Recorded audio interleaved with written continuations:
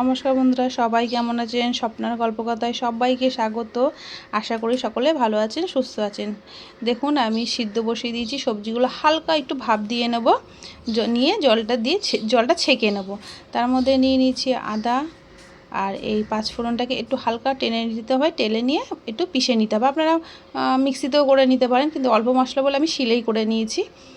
শিলটা ভাঙা বলে কেউ আর কিছু বলবেন না, এটা পড়ে গিয়ে ভেঙে গেছে। এটা আমার সুবিধা হয় বলে তো আমি, বড় শিলও আছে কিন্তু আমি এটাতেই করি। যাই হোক, আমি মশলাটাকে একটুখানি গরম থাকতে থাকতেই করে নেবেন, তাহলে গুঁড়োটা ভালো হবে। আমি গুঁড়ো করে নেবো। আর ওইদিকে সিদ্ধ বসিয়ে দিয়েছি। সিদ্ধ করে সবজিটাকে ছেঁকে নিতে হবে। ওই ছাকা জলটা ফেলবো না, কিন্তু ছাকার জলটা রেখে দেবো। আর কী কী নিয়ে নিয়েছি, আমার সাদা সর্ষে ছিল না বলে আমি লাল সর্ষে নিয়েছি, কালো সর্ষে নিয়েছি। আর এই বেগুনটা, উচ্ছে, এগুলো সব ভেজে নেবো সর্ষের তেলে। এটা সিদ্ধতে কিন্তু আমি দিইনি, কারণ টেস্টটা, উচ্ছে তো তিতো হয়ে যাবে সিদ্ধ করলে, সবাই জানো শুক্তোতে ভেজেই দিতে হয়। তা বেগুনটা আর উচ্ছেটা আমি ভেজে নেব। আগে বেগুনটা ভাজবো, তারপর উচ্ছেটা ভাজবো। আর বড়িও দিতে হবে, বড়িটাও ভেজে নিতে হবে। এবারে আমি সর্ষে আর পোস্তটাকে বেটে নিচ্ছি ভালো করে। আমি আর আজকে মিক্সি ইউজ করিনি, আমি সবই আজকে হাতে বেটে নিয়েছি। তার মধ্যে খানিকটা রাঁধুনি দিয়ে আর আদাকে একসাথে করে বেটে নেব। রাঁধুনিটা একটু ছাঁকনিতে ধুয়ে নিলে না, তাহলে নষ্ট হয় না, ধোয়াটাও ভালো হয়। আমি তাই করি রাঁধুনি সবসময়। এই রাঁধুনি নিয়ে নিলাম, একটু আদা নিয়ে নেবো, এর সাথে একসাথে পেস্ট করে নেবো বেটে। আর হাতে বাটা মশলা তো এমনিতে টেস্ট হয়, তা ভাবলাম আজকে একটু হাতেই বেটেই করি সব। এবার ওগুলো ভাজা হয়ে গেছে। তেলের মধ্যে একটা শুকনো লঙ্কা দিয়ে দিয়েছি, বড়ি, এটা পাঁচফোড়ন সম্বাদ দিচ্ছি, বড়ি, আর বড়িটাও ভেজে নেওয়া হয়ে গেছে সর্ষের তেলের মধ্যে। ওগুলো তো ভাজা হয়ে গেছে। সর্ষের তেলের মধ্যে একটা শুকনো লঙ্কা দিয়ে দিতে হবে, আর খানিকটা পাঁচফোড়ন সম্বাদ দেওয়া হয়ে গেছে। এবার আমি মশলা, সব সবজিগুলো আস্তে আস্তে ছেড়ে দেবো এর মধ্যে।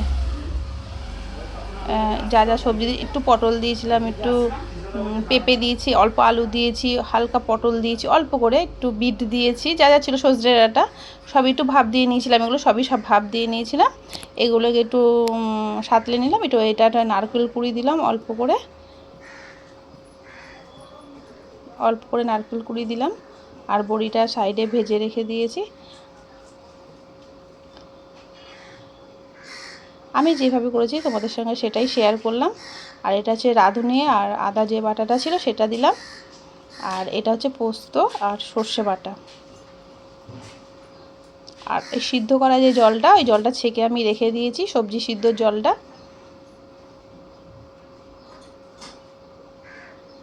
ওই সবজি সিদ্ধর জলটা ওই পোস্ত বাটা বাটিটাতে একটুখানি ওই জল নিয়ে একটু ঢেলে দিলাম। এবার ওই সিদ্ধ জলটা ঢেলে দিলাম। যেহেতু বিট দিয়েছি সেহেতু জলটা একটু লালচে লালচে হয়েছে। জলটা সিদ্ধ জলটাই পুরোটাই দিয়ে দিলাম। খুব বেশি জল দিয়েছিলাম না সিদ্ধ করতে, তা সব ওর মধ্যে একটু নুন দেওয়া ছিল, যেন সবটাই দিয়ে দিলাম। আর একটা বাটির মধ্যে একটু খানিকটা দুধ নিয়ে নেব, আর অল্প ময়দা নিয়ে নেব। ময়দা নিয়ে দুধটাকে গুলে রেখে দেবো।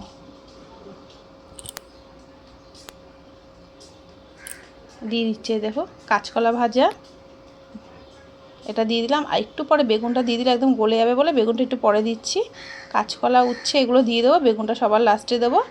আর এই যে বাটির মধ্যে দেখছি একটু দুধ নিয়ে নিচ্ছি, এর মধ্যে একটু ময়দা দিয়ে গুলে নিতে হবে, নিয়ে ওটাও দিতে হবে।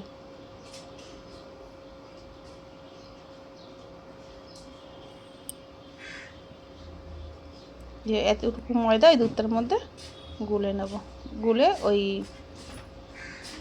রান্নার মধ্যে দিয়ে দিতে হবে।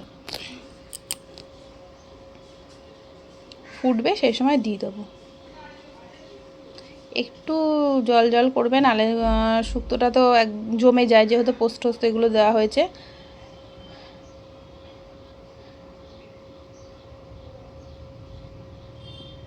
উচ্ছেটা দিয়ে দিলাম, বেগুনটা একটু পরে দিচ্ছি, কারণ বেগুনটা একদম গলে যাবে দিয়ে দিলে। হয়ে এসেছে আমার দুধ শুক্তো বানানো। নিমন্ত্রণ বাড়িতে যেমনি হয় ঠিক সেমনি টেস্ট আসবে। শুক্তোটা খেতে খুব ভালো লাগে, সবাই পছন্দ করে খুব, তার জন্য আজকে করেছিলাম দুধ শুক্তো। এই জলটা একটু হালকা লালচে লালচে লাগছে, যেহেতু বিট দিয়েছিলাম।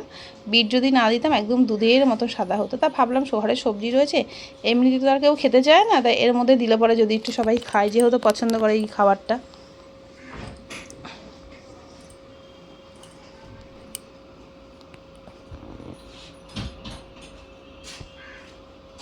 এটা গরমের মধ্যে খাওয়াও ভালো, যা গরম পড়েছে মানুষের মানে অবস্থা খারাপ হয়ে যাচ্ছে।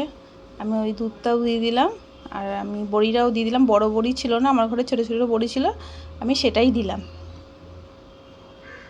এবার এই নামানোর একটু আগে আমি বেগুনটা দিয়ে দিলাম, মানে হয়ে এসছে।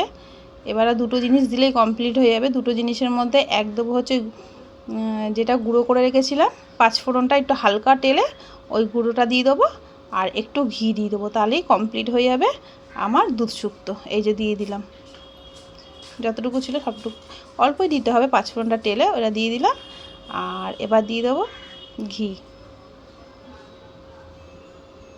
তাহলে হয়ে যাবে আমার দুধ শুক্তো। আর একটু চিনি দিতে হবে, ব্যালেন্স করে, তোমরা জানোই একটু বেশি না, অল্প চিনি দিতে হবে। আর নুনটা যার যার মতন স্বাদ মতন দিতে লাগবে। এখানে কিন্তু কোনো হলুদ ইউজ হয়নি, একটু হলুদ ইউজ হবেও না। তাই একটু বেশি ঘন হয়ে গেছিলো বলে আমার সাইডে একটু গরম জল ছিল, আমি অল্প করে দিয়ে দিলাম। একটু বেশি ঘন হয়ে যাচ্ছে, মানে এটা ঠান্ডা হলে আরও জমে যাবে জিনিসটা। তোমরা যারা যারা দেখো, আমি একটু ঘি দিয়ে দিলাম, অল্প ঘি দিয়ে দেবো, বেশি না, অল্প ঘি দিয়ে দেবো। 1 চামচ মতন ঘি দিলেই হবে,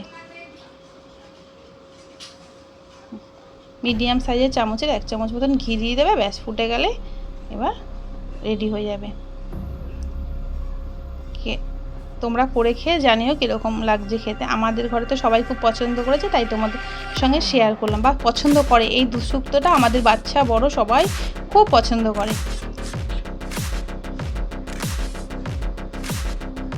রেডি হয়ে গেছে দুধ শুক্তো। তাহলে আজকাল এতটুকুই, আবার তোমাদের সঙ্গে পরের ব্লগে দেখা হবে। সবাই ভালো থেকো, সুস্থ থেকো, গরমে শুক্তো বানিয়ে খেও, শরীর ঠান্ডা থাকবে। আর আমার ভিডিওটা ভালো লাগলে একটা লাইক সাবস্ক্রাইব করে দিয়ে পাশে থেকো। বাই বাই বন্ধু।